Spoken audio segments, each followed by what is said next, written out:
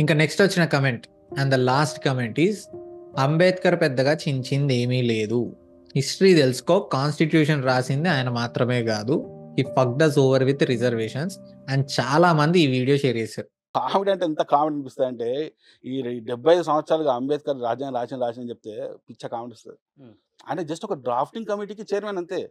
ఇప్పుడు రాజ్యాంగ committee chairman ఎవరు అన్నాం అనుకో, అంబేద్కర్ ఇష్టమంటారు తెలుసా, అంబేద్కర్ అంటారు. చూడరా నీకు చెప్పింది, రాజ్యాంగ కమిటీ చైర్మన్ బాబు రాజేంద్ర ప్రసాద్. ఈయన డ్రాఫ్టింగ్ కమిటీ చైర్మన్ మాత్రం. ఆ కమిటీలో 22 కమిటీలు, ఆ 22 కమిటీలో మరి ఇంకో 10 సబ్ కమిటీలు ఉన్నాయి. హక్కుల కమిటీకి చైర్మన్ ఎవరురా, సర్దార్ వల్లభాయ్ పటేల్. సర్దార్ వల్లభాయ్ పటేల్ మన హక్కులు ఏ విధంగా మన ప్రాథమిక హక్కులు ఇవన్నీ కూడా రాసింది సర్దార్ వల్లభాయ్ పటేల్. అందరూ ఏమంటారు, అంబేద్కర్ అంబేద్కర్ అంటారు. నేను నా పాయింట్స్ ముందు పెట్టే లోపు let me be clear, I'm not an Ambedkarite, nor I belong to his community. నేను ఫేవరెటిజం ఏం చూపించట్లేదు. I just admire him as a person for his fight. I'm just responding to your comments. So let me introduce some history. అసలు constitution కథ ఏంది, ఎప్పటి నుంచి start అయింది అంటే, కాన్స్టిట్యూషన్ పంచాయతీ బిఫోర్ ఇండిపెండెన్సే స్టార్ట్ అయింది. అంటే 1930లో Purna Swaraj complete independence movement start అయినప్పుడు Indian national Congress demanded social and economical rights. 40 కోట్ల మంది Indians, different religions, cost, languages, states, వీళ్ళందరికీ రైట్స్ అంటే ఏం రైట్స్ ఇవ్వాలి అని డిస్కషన్ అవుతున్నప్పుడు ఎంఎన్ రాయ్ అనే కమ్యూనిస్ట్ నాయకుడు దీనికి ఒక గ్రూప్ ఆఫ్ క్వాలిఫైడ్ మెంబర్స్ కలిసి కూర్చొని లోటుపాట్లు మాట్లాడుకొని చేస్తే బెస్ట్ అని కాన్స్టిట్యూషన్ అసెంబ్లీ ఆఫ్ ఇండియన్స్ అనే ఐడియా ప్రపోజ్ చేశారు. ఎన్నో ఇయర్స్ డిస్కషన్స్ తర్వాత 300 qualified members from different caste, creed, religion, gender నుంచి ఫైనలైజ్ చేసి ఎట్ లాస్ట్ 1946లో first step towards constitution start చేశారు. సెకండ్ మీటింగ్లో which was held in 1947 divided the group into different set of committees with different responsibilities. ఆయా కమిటీస్కున్న basic goals and preamble ఆధారంగా first layout for constitution ఇచ్చింది B N Rao గారు, which help like A base for drafting the constitution. దాని నుంచి drafting committee ఇంకా additions, subtractions చేస్తూ ఒక వర్జన్ రిలీజ్ చేసింది.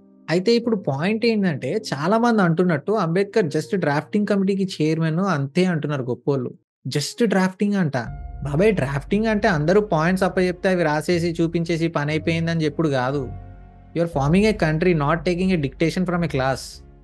డ్రాఫ్టింగ్ అంటే అందరూ చెప్పింది కలెక్ట్ చేసి, అనలైజ్ చేసి, ఏది ఎందుకు యాడ్ చేయాలి, ఏది ఎందుకు తీసేయాలి, ఒక రూల్ పెట్టడం వల్ల ఎన్ని రిపర్కషన్స్ వస్తాయి, వాటిని ఎలా ట్యాకిల్ చేయాలి, దేశంలో అందరికీ న్యాయంగా ఉందా లేదా చూసి కమిటీలో అందరికీ వినిపించి, మెజారిటీ వాళ్ళకి వ్యాలిడ్గా అనిపించకపోతే వ్యాలిడ్గా అనిపించేదాకా చేంజెస్ చేసి, దాన్ని మళ్ళీ జనాలకి రిలీజ్ చేసి, జనాలకు నచ్చకపోతే మళ్ళీ చేంజెస్ చేసి, చేసిన చేంజెస్ మళ్ళీ కమిటీ అంతా కూర్చొని వ్యాలిడేట్ చేసి, ఇలా different permutations and combinations, revisions చేసి ఆలోచించి ఫైనలైజ్ చేయడం ఆషామాషి కాదు.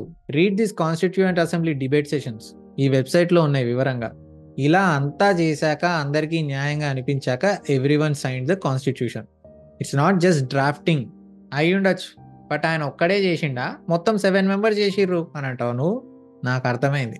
ఇక్కడ ఇంపార్టెంట్ విషయం ఏంటంటే, మనం గుర్తుపెట్టుకోవాల్సింది, ప్రతి committee is a group of members with a chairperson. వాళ్ళతో పాటు పనిచేయడమే కాకుండా వాళ్ళ అవుట్పుట్ని ప్రజెంట్ చేయాల్సిన రెస్పాన్సిబిలిటీ చైర్పర్సన్ది. సో ఇందాక మన పెద్ద మనిషి అన్నట్టు, మనకి ఉన్న మానవ హక్కుల కమిటీకి చైర్పర్సన్ సర్దార్ వల్లభాయ్ పటేలే, కానీ ఆయన ఒక్కడే కూర్చొని రాయలేదు.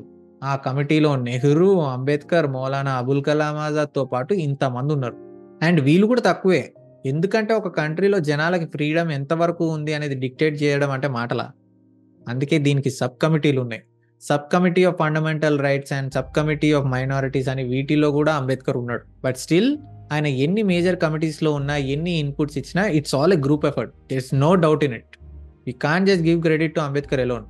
మరి ఎందుకు మరి కాన్స్టిట్యూషన్ అనగానే అంబేద్కర్ పేరు చెప్తారు అంటే, ఇందాక చెప్పా కదా డ్రాఫ్టింగ్ అనేది ఎంత కష్టమో.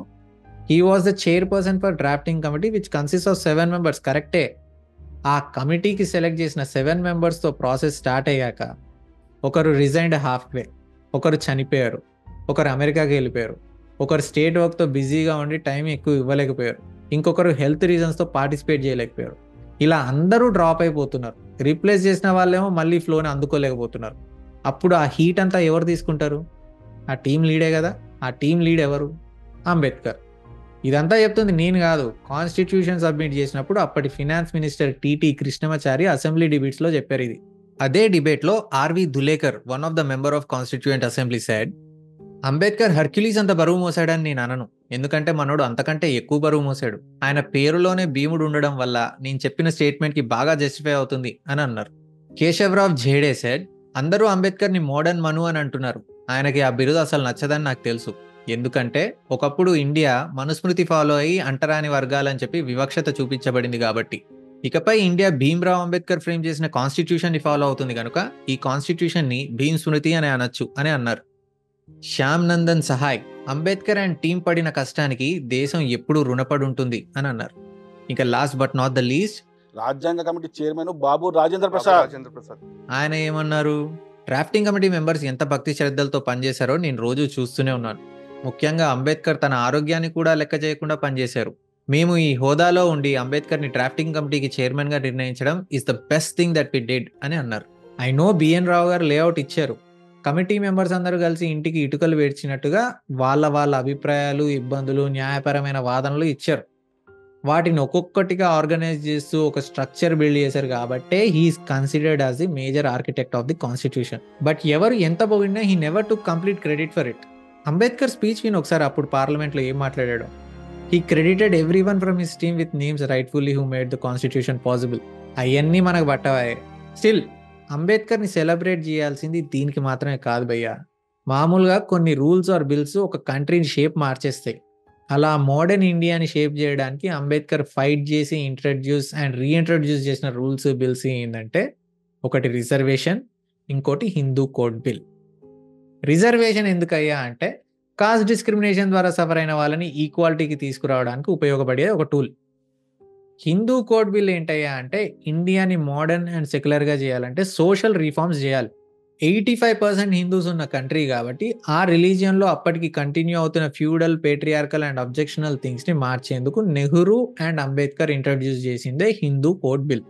అందులో మేజర్గా ఆడవాళ్ళకు కూడా తండ్రి ఆస్తిలో హక్కు ఉండాలి, ఆడవాళ్ళకు కూడా డివోర్స్ తీసుకునే ఫ్రీడమ్ ఉండాలి, child marriages should be illegal, widow marriages should be legal, అడాప్షన్స్కి రైట్స్ ఉండాలి, ఉమెన్కి రైట్ ఫర్ ఎడ్యుకేషన్తో పాటు రిజర్వేషన్ ఉండాలి. ఒకటే philosophy, everyone should be able to educate, agitate, organise. అప్పుడే equality and growth in society can be possible అని he famously said. ఆడోళ్ళ పురోగతిని బట్టే సొసైటీ అచీవ్మెంట్స్ని మెజర్ చేయాలి అని. ఇలాంటివి ఎన్నో ఉన్నాయి ఇంకా అందులో. బట్ ఈ బిల్ ఇంట్రడ్యూస్ చేశాక నెహ్రూ నుంచి తప్ప ప్రెసిడెంట్ ఆఫ్ ఇండియా నుంచి స్టార్ట్ చేసి పార్టీ ఆఫీస్లో ఉండే కార్యకర్త దాకా హీ ఫేస్డ్ బ్యాక్లాష్. సరే, జనాల్ని అడిగి వాళ్ళ అభిప్రాయం తెలుసుకుందామని ట్రై చేస్తే 66% ఆఫ్ ఇండియన్స్ సెడ్ నో. ఈ బిల్లు హిందూ పెళ్లి వ్యవస్థను కించపరుస్తుంది, ఇలా అయితే ఇల్లులు పెళ్లిళ్ళు నిలబడవు, no Ambedkar and Nehru are influenced by British, they are threat to our traditions అని సేమ్ కాంగ్రెస్ కుక్క, బ్రిటిష్ నక్క అని అడిచారు. అప్పట్లో ఫేమస్ కార్టూనిస్ట్ ఆర్కే లక్ష్మణ్ గారు అంబేద్కర్ ఫేస్ చేస్తున్న సిచ్యువేషన్స్ గురించి బొమ్మలు కూడా వేశారు. హైలైట్ ఏంటంటే ఉమెన్ గురించి ఫైట్ చేస్తుంటే కొంతమంది ప్రివిలేజ్డ్ కాస్ట్ ఉమెన్ కూడా అపోజ్ చేశారు ఆయన్ని. ఒక అంటరాని వాడు హిందూ వ్యవస్థని కించపరుస్తున్నాడు అని దేశమంతటా దిష్టి బొమ్మలు తగలబెట్టారు. అంతే కదా, జీనియస్లను ఎప్పుడు సెలబ్రేట్ చేసుకుంటాం మనం? ప్రపంచం మొత్తం తిరిగి వేల పుస్తకాలు చదివి history, philosophy, anthropology, economics, political సైన్సెస్లో డిగ్రీలు కంప్లీట్ చేసి number 1 scholar in the world అని టైటిల్ తెచ్చుకొని జనాలతో ఉంటూ వాళ్ళ కోసం ఫైట్ చేసిన వాడికి ఏం తెలుస్తుంది? ఊరు దాటకుండా వేరే వాళ్ళు చెప్పేది వింటూ వచ్చిన పని చేసుకుంటూ తింటూ ఉండే మనకే ఎక్కువ తెలుస్తుంది కదా. మరి ఇంత పెద్ద గొప్పోళ్ళందరూ కలిసి అపోజ్ చేసాక బిల్ ఎలా పాస్ అవుతుంది? అవ్వలేదు. మనోడు పోయి నెహ్రూని అడిగితే ఆయనేమో, బాబాయ్ this is my first tenure of me being a prime minister, ఈ బిల్లు గురించి జనాల్లో ఇంత అపోజింగ్ రెస్పాన్స్ ఉంటే నేనేం చేయలేను అని అందరు చేతులు ఎత్తేశారు. అంబేద్కర్ కూడా ఇంకా నేను ఎంత కష్టపడి కొట్టించుకున్నా మీరు పాస్ చేయని కాడికి నేను మినిస్టర్గా ఉండడం దేనికి అని నెహ్రూని అండ్ పార్లమెంటేరియన్స్ని క్రిటిసైజ్ చేస్తూ he resign for the position. After that he got very sick. Later when he was in his deathbed, some laws from the bill got passed. ఆయన అండ్ ఆయన టీం చేసిన కష్టం వల్ల ఎంతమందికి ఎంత మంచి జరిగిందో నాకు తెలియదు, కానీ దేశంలో ఉండే ప్రతి ఆడపిల్ల, ముఖ్యంగా Hindu ladies should thank him in their heart for once. లేకపోతే ఇల్లు, ఇల్లాలు, పిల్లలు అని మగాడి గ్రిప్లోనే ఉండేవాళ్ళు.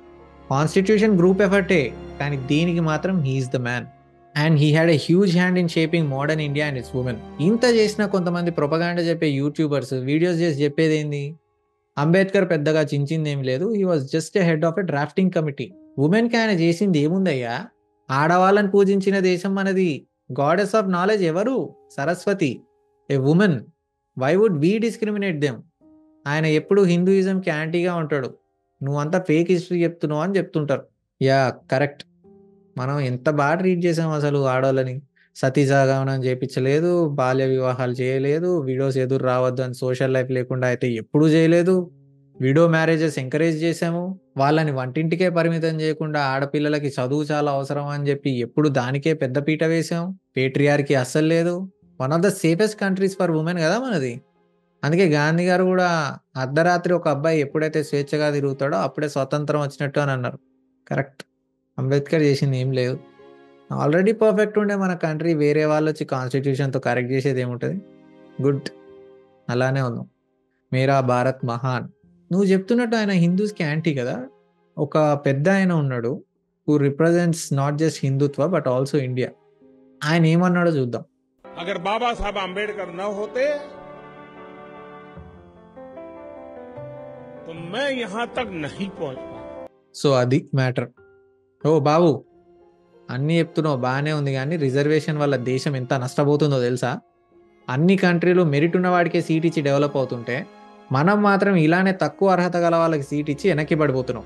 ఎప్పుడో ఎవరికో మా యాన్సిస్టర్స్ ఏదో చేస్తే ఇప్పుడు మేము సఫర్ అవుతున్నాం.